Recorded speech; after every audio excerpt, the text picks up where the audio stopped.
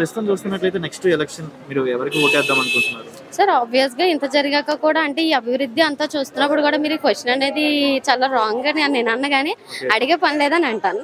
Okay. అవునా? అంటే మళ్ళీ జగనే రావాలని మీరు అనేది ఫిక్స్ అయిపోయారా? ఫిక్స్ అనేది కాదు సార్ వస్తారు. వస్తారు. ఆ! ఎందుకంత నమ్మకం? ఏం చేశారండి? అంటే ఏం చేశారని చెప్పకూడదు సార్ చూడాలి. ఇప్పుడు మనం చూసుకోండి ఒక 10 ఇయర్స్ నుంచి లేదంటే ఇప్పుడు మీరు అబ్జర్వ్ చేస్తే కనుక there is a lot of development అని చెప్తాం. అది నోటితో చెప్తే సరిపోదు. ఎవరి ఇండివిడ్యువల్‌గా వాళ్ళకి తెలియాల్సి ఉంటది కదా! ఇప్పుడు ఏ ఇంట్లో అయినా కనీసం 1, 2 సంక్షేమ పథకాలతో అందరూ అవైలబుల్ అయ్యే ఉన్నారు కంపల్సరీ కదా! సో ఇదే చెప్తుంది కదా!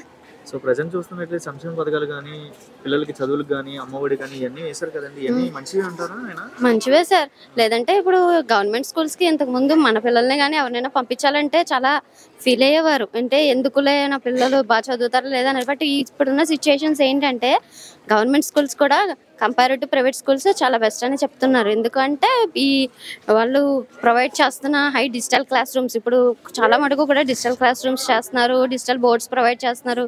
సో బెటర్ అని చెప్పొచ్చు అది. సో ప్రెజెంట్ అయితే అన్ని చెప్పినట్టుగానే మేనిఫెస్టోలో పెట్టినయి అన్ని అమలు చేసుకుంటూ వచ్చారా జగన్‌మోహన్ రెడ్డి? వచ్చారు సార్. సో ఎడ్యుకేషన్ సిస్టమ్ అంతా బాగానే ఉందా? బాగుంది. సో ఫైనల్లీ జగన్ రావాలని మీరు కోరుకుంటున్నారు. Yes.